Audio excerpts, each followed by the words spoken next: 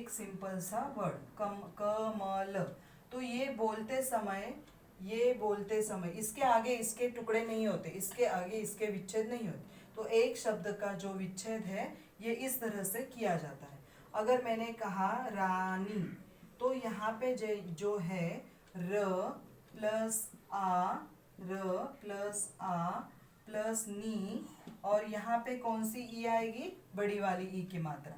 तो यहाँ पे ई, रानी। यहाँ तक समझ में आया? तो वैसे ही हम लोग अलग अलग शब्द बनाते हैं। अभी एक शब्द मैं ऐसा लेती हूँ जो क्षमा। क्षमा कैसे लिखेंगे? अभी आप लिखेंगे ऐसे, क्ष प्लस अ प्लस म प्लस आ। ओके, तो ये गलत हो गया। कैसे गलत हो गया? क्योंकि इस श का संयुक्त व्यंजन में हम लोग ने देखा है कि एक श कैसे लिखा जाता है। तो क प्लस श, ओके, प्लस अ, फिर म और फिर आ। तो इसी तरह से ये हो गया क्षमा। उसी तरह से अगर आपने कहा कि क्रम, ओके, क्रम, तो आप कहेंगे ये कैसे लिखना है?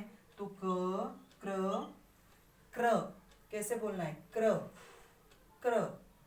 ओके, तो र और फिर अ आएगा, क्र फिर म। यहां तक समझ में आया कि वर्ण विच्छेद किस तरह से किया जाता है। अगर यहाँ पे मतलब ऊ की मात्रा है तो यहाँ पे छोटी ऊ की मात्रा है तो ऊ आएगा, छोटा ऊ आएगा। तो इस तरह से हम लोग, मतलब यहाँ लास्ट ईयर में हम लोग ने देखा है कि वर्ण विच्छेद कैसे किया जाता है। तो ये शॉर्ट में आपको मैंने बताया वर्ण विच्छेद। अभी आगे देखेंगे हम लोग कि ड। अभी आपने देखा है कि व्यंजन में जो है वो ड और ढ जो है वो आपने देखा। तो ड और ढ क्या है? तो हम लोगों ने व्यंजन में देखा ये ड और ढ यहाँ पे देखा है। लेकिन ये जो ड है नीचे जो नुक्ता लगा रहता है, ये ड और ये ढ कहाँ से आता है? तो ये जो नुक्ता वाले ड ढ है ये शब्द के बीच में नहीं तो अंत में आते हैं, लेकिन इससे शब्द की शुरुआत नहीं होती। यहाँ ये कैसे प्रारंभ में भी आता है, उसके बाद मध्य में भी आता है और अंत में भी आता है।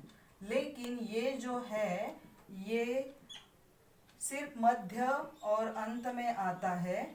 ओके, और इसका उच्चार करते समय थोड़ा सा स्लाइटली फर्क होता है। कैसे?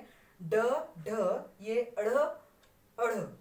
समझ में आया? थोड़ा सा फर्क होता है कि नुक्ता लगने से थोड़ा उच्चारण में फर्क होता है। तो ये जो है ड प्रारंभ मध्य अंत में होता है, लेकिन ये ड और ढ इससे शब्द की शुरुआत नहीं होती। ओके, तो ये जो है ये मध्य में हो सकता है या अंत में हो सकता है। उसके बाद हम देखेंगे कि संयुक्त व्यंजन जो है, संयुक्त व्यंजन के कैसे होते हैं। संयुक्त व्यंजन, पहले हम लोग ने संयुक्त क्या देखा? संयुक्त व्यंजन देखा, लेकिन वो बनाते समय किस तरह से बनाए जाते हैं। तो संयुक्त व्यंजन किस तरह से हम लोग बनाते हैं। तो यहाँ पे एक मैंने उदाहरण लिया, बस्ता। ओके, बस्ता। तो ये जो है ये स और ये ता, तो दो अलग अलग व्यंजन है और ये जोड़े गए हैं। तो संयुक्त व्यंजन। द्वित्व व्यंजन मतलब क्या?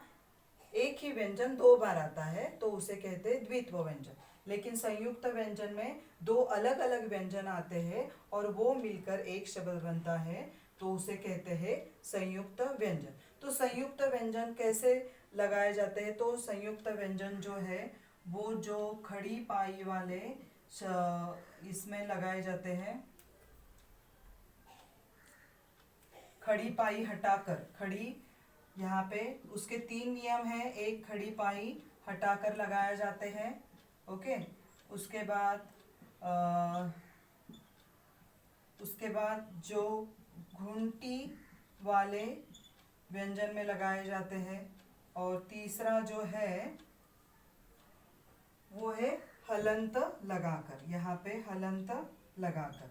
तो संयुक्त व्यंजन किस तरह से बनाते हैं, तो हलंत लगाकर कैसे आएगा, सबसे इजी, जैसे अगर मैंने कहा लड्डू, ओके, तो यहाँ पे आ गया, यहाँ पे ये ड आधा ड है, ओके, यहाँ पे ड आधा है, ये पूरा वाला है, तो लड्डू हो गया। या विद्यालय, अगर मैंने कहा विद्यालय, तो यहाँ पे जो है ये द आधा है। तो जो संयुक्त व्यंजन है हलंत लगाकर भी किस तरह से बनाते हैं ये हम लोग ने देखा। गुंटी वाले शब्द मतलब क्या, यहाँ पे अगर क आधा है, ओके, क आधा या फ आधा, यहाँ पे देखो ऐसे गोला, थोड़ा सा गोलाकार जो शब्द व्यंजन होता है, तो घुंटी वाले व्यंजन उसे कहते हैं, वो हटाकर अगर मैंने कहा क, तो यहाँ पे क्या आएगा, क से कुछ शब्द बताइए, क से आधा क, तो यहाँ पे मैंने लिया है अगर मक्का, ओके, या मक्खी,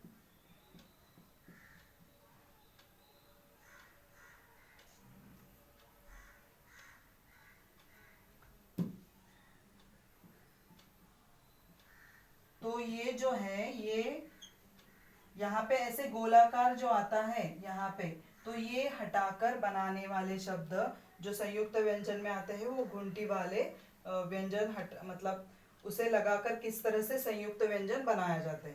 उसी तरह से खड़ी पाई हटाकर, खड़ी पाई हटाकर मतलब क्या, अगर स आधा है, उसके बाद म आधा है, तो वो किस तरह से, नमस्कार, नमस्कार, तो यहाँ पे देखो ये जो पाई है वो यहाँ की हटाई गई है, ओके।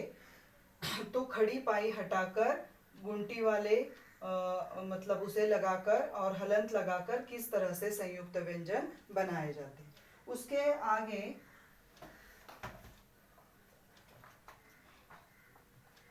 तो इस तरह से हमारा ये वैसे तो पूरा लेसन हो गया है, सिर्फ आपको क्या करना है, जो एक्सरसाइजेस है वो उसमें से जो आंसर्स मैं पीडीएफ फाइल में देती हूँ उसमें से देखकर आप लिखो।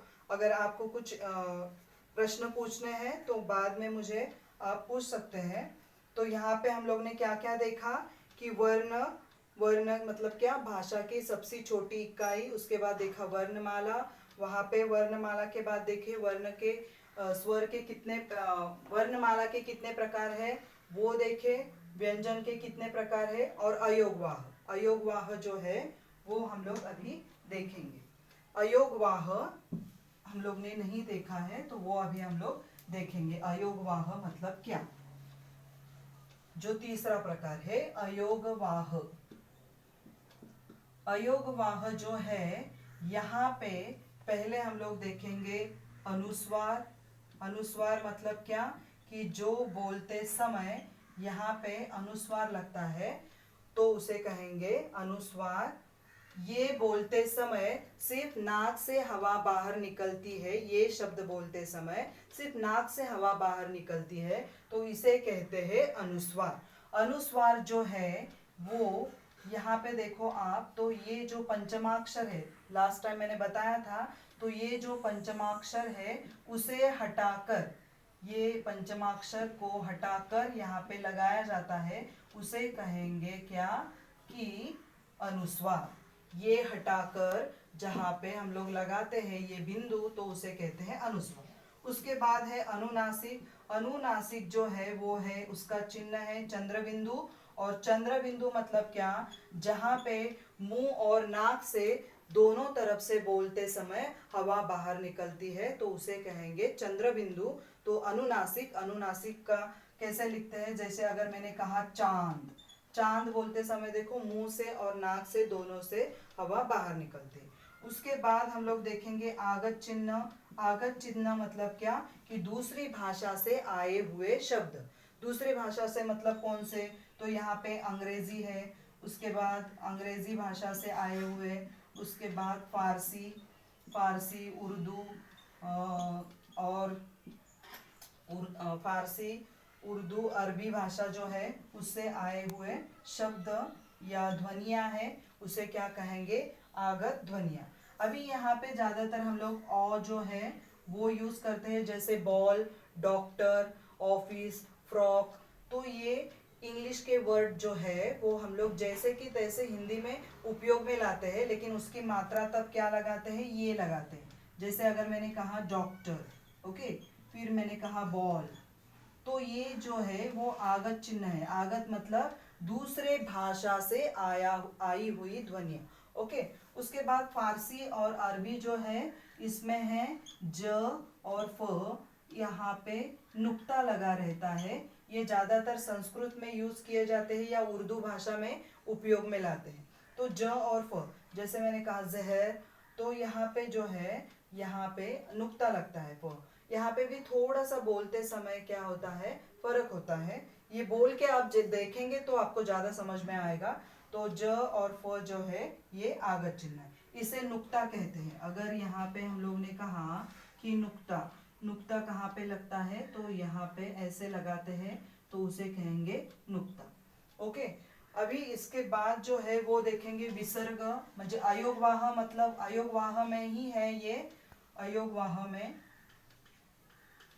तो विसर्ग जो है, विसर्ग का चिन्ह जो है वो इस तरह से लगाया जाता है, विसर्ग का चिन्ह, ओके। और इसका उच्चार है ह की भांति किया जाता है, जैसे प्रातः, ओके, उसके बाद अतः, संध्या। तो यहाँ पे जो है विसर्ग का चिन्ह ये है और इसका उच्चारण ह के भांति किया जाता है, तो इसे कहेंगे विसर्ग चिन्ह, ओके। प्रातः, अतः, और समझ में आया।